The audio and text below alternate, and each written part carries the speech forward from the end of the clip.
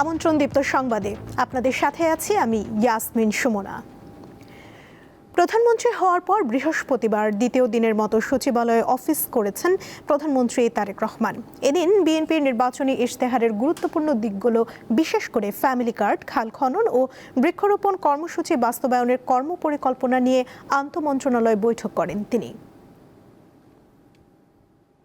নতুন প্রধানমন্ত্রীর দ্বিতীয় দিন বৃহস্পতিবারের কর্মদিবসটি ছিল রোজার প্রথম দিন। সকাল ৯টার কিছু পরে সচিবালয়ে যান তারেক রহমান। দিনের শুরুতেই প্রথমে বিভিন্ন গোয়েন্দা সংস্থার প্রধান এবং পরে ৩ বাহিনীর প্রধানরা প্রধানমন্ত্রীর সঙ্গে সৌজন্য সাক্ষাৎ করেন। বেলা 11:30টায় ফ্যামিলি কার্ড বিতরণের কর্মপরিকল্পনা নিয়ে আন্তঃমন্ত্রণালয় সভা করেন প্রধানমন্ত্রী। বৈঠকে অংশ নেওয়া মন্ত্রীরা জানিয়েছেন, ঈদের আগেই ফ্যামিলি কার্ড বিতরণের কার্যক্রম শুরু করতে চায় সরকার। ফ্যামিলি কার্ডে শুরুতে আর্থিক সহায়তা দেওয়া হবে।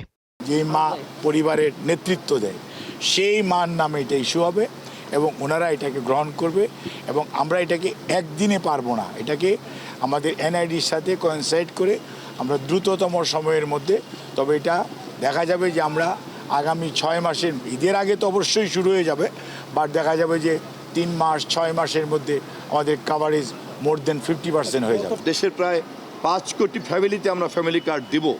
আমরা সেটাকে মাথায় রেখেই বাস্তবায়নযোগ্যভাবে শুরু করব।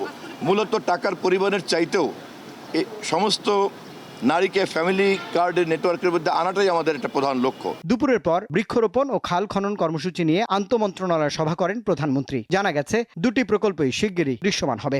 আমাদের ম্যানিফেস্টোতে আছে 5 কোটি বৃক্ষরোপণ করার প্রতি বছর। এবছর হয়তো হবে না, কিন্তু আগামী বছর এটাকে মেক আপ করে যেন আমরা 5 কোটির বেশি করতে পারি, এটাই আমাদের প্ল্যান। খাল খনন কর্মসূচিটা করতে হলে এটা একটা 4টা মিনিস্ট্রির একটা কনসার্ন, এবং কবে নাগাদ আমরা শুরু করতে পারবো এটা আমরা এই সপ্তাহে বসে, পরবর্তী সপ্তাহে বসে সিদ্ধান্ত নিব। এবং সিদ্ধান্তটা খুবই গুরুত্বপূর্ণ এই কারণে যে এই কাজটা আমাদেরকে 180 দিনের মধ্যে শুরু এবং ম্যাক্সিমামটা করতে হবে। জানা গেছে, প্রধানমন্ত্রীর কার্যালয় এবং রাষ্ট্রীয় অতিথি ভবন যমুনায় মেরামতের কাজ শেষ না হওয়া পর্যন্ত সচিবালয়ে অফিস করবেন প্রধানমন্ত্রী। রুবায়েত হাসান, দীপ্ত সংবাদ, ঢাকা। বগুড়ার নন্দীগ্রামে মিলন নামে এক স্কুল শিক্ষার্থীকে ছুরিকাঘাতে হত্যা করেছে দুর্বৃত্তরা। বৃহস্পতিবার রাতে উপজেলার বুড়ইল গ্রামে এই ঘটনা ঘটে। নিহত মিলন বুড়ইল উচ্চ বিদ্যালয়ের 10ম শ্রেণীর শিক্ষার্থী। স্থানীয়রা জানান, মিলন স্থানীয় মসজিদে তারাবির নামাজ আদায় শেষে দাঁড়িয়েছিলেন। এই সময় 5 থেকে 7টি মোটরসাইকেলে 10 থেকে 15 জন এসে মিলনকে ছুরিকাঘাত করে পালিয়ে যায়। স্থানীয়রা তাকে উদ্ধার করে হাসপাতালে নিয়ে গেলে চিকিৎসক মিলনকে মৃত ঘোষণা করেন। পুলিশ জানায়, জড়িতদের গ্রেফতারে অভিযান চলছে। ঈদুল ফিতর ঘিরে জমে উঠতে শুরু করেছে রাজধানীর বেচাকেনা। নিউ মার্কেট, চাঁদনী চক, গাউসিয়া সহ অন্যান্য মার্কেটের আশপাশেও জামাকাপড় ও গয়নার পসরা নিয়ে বসেছেন বিক্রেতারা। সামনের সপ্তাহ থেকে বেচা বিক্রি আরও বাড়বে বলে আশা তাদের। ঈদ মানেই নতুন পোশাকের সমাহার, আর তাই ক্রেতার চাহিদা মাথায় রেখে রমজানের শুরু থেকেই জামা কাপড়ের পসরা সাজিয়ে বসেছেন দোকানিরা। তবে বেচা বিক্রি তেমন শুরু হয়নি বলে জানান অনেকে। বেচা বিক্রি আপাতত একটু ডাউন, কিন্তু 5 রমজান 10 রমজানের পর আলহামদুলিল্লাহ ভালো হবে। ঈদ উপলক্ষে আমাদের দেশিটাই বেশি, দেশের মধ্যে ভালো কোয়ালিটি আছে। শুধু একটা মাল আছে লোন, এটি হলো মনে করেন বাহিরের, আর যা আছে এগুলো দেশেরই, কিন্তু আমাদের দেশের মাল এবছর চলতে আছে আর কি। বিভিন্ন শপিং মলের মতো নিউ মার্কেট, গাউসিয়া ও ফুটপাতের বাজারও প্রস্তুত নতুন নানান ধরনের নকশার পোশাক নিয়ে। ব্যস্ত নাগরিক জীবনের ভিড় এড়াতে আগেভাগেই মার্কেটে যাচ্ছেন ক্রেতারা। ঈদের কেনাকাটার জন্য, সবার জন্য, এজিএন বদের জন্য, সবার জন্য।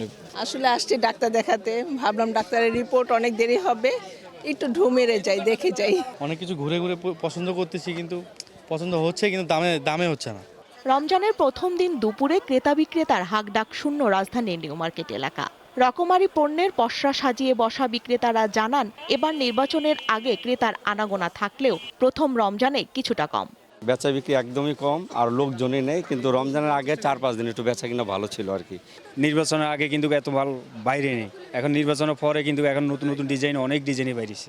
আশা করা যায় সামনে নতুন সরকার আসছে, যদি ভালো হয় তাহলে এই বড়দের পাশাপাশি ছোটদের জামা কাপড়, জুতা, কসমেটিকের চাহিদা পূরণের চেষ্টা করেন অভিভাবকেরা। একজনের জন্য জুতা কিনেছি, বোরখা কিনেছি, আর আরও জামা কেনার জন্য করতেছি। জামা কিনেছি 3টে, জুতো কিনেছি, ওড়না কিনেছি, আর আরও অনেক কিছু কেনার আছে। ঈদ কেনাকাটা নির্বিঘ্ন করতে মঙ্গলবার সাপ্তাহিক ছুটির দিনও খোলা রাখা হবে রাজধানীর নিউ মার্কেট।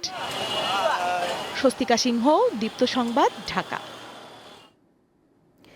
অতিথি পাখিদের আশ্রয় দেয়া সহ প্রাকৃতিক দুর্যোগে ক্ষতিগ্রস্ত দেশীয় পাখি রক্ষায় ব্যতিক্রমী এক উদ্যোগ নিয়েছে সাতক্ষীরার কালীগঞ্জ সরকারি কলেজের শিক্ষার্থীরা। অভয়াশ্রম তৈরির লক্ষ্যে কলেজ প্রাঙ্গণে গাছে গাছে ঝুলিয়ে দেওয়া হয়েছে 1.5 শতাধিক মাটির হাঁড়ি। শীত এড়াতে সাইবেরিয়া, আফ্রিকা সহ বিভিন্ন দেশ থেকে প্রতিবছর কয়েক মাসের জন্য বাংলাদেশের নাতিশীতোষ্ণ অঞ্চল বেছে নেয় নানা প্রজাতির পাখি। হাওর বাওড় উপকূলীয় চরাঞ্চল সহ সাতক্ষীরার কালীগঞ্জের সরকারি কলেজেও গাছে গাছে জড়ো হয় হাজারো পাখি। আম, নারিকেল, মেহগনি, আকাশমণি সহ বিভিন্ন প্রজাতির শত শত গাছ কলেজ ক্যাম্পাসের ভেতরে ও বাইরে প্রাকৃতিক সৌন্দর্য বাড়িয়েছে। এই বাগানে ডিসেম্বর থেকে ফেব্রুয়ারি পর্যন্ত অবস্থান নেয় শীত প্রধান দেশ থেকে আসা নানা প্রজাতির অতিথি পাখি। এদের কলকাকলিতে মুখর থাকে পুরো ক্যাম্পাস। এসব পাখির নিরাপদ আবাস গড়ে তুলতে এই প্রতিষ্ঠানের শিক্ষক শিক্ষার্থীরা কলেজ ক্যাম্পাসে নিজ উদ্যোগে গাছে গাছে বসিয়েছে মাটির হাঁড়ি। এগুলোতে শুধু অতিথি পাখি নয়, ঘুঘু, কবুতর, চড়ুই, পেঁচা সহ দেশীয় নানা জাতের পাখিও আশ্রয় নিচ্ছে, করছে বংশবিস্তার।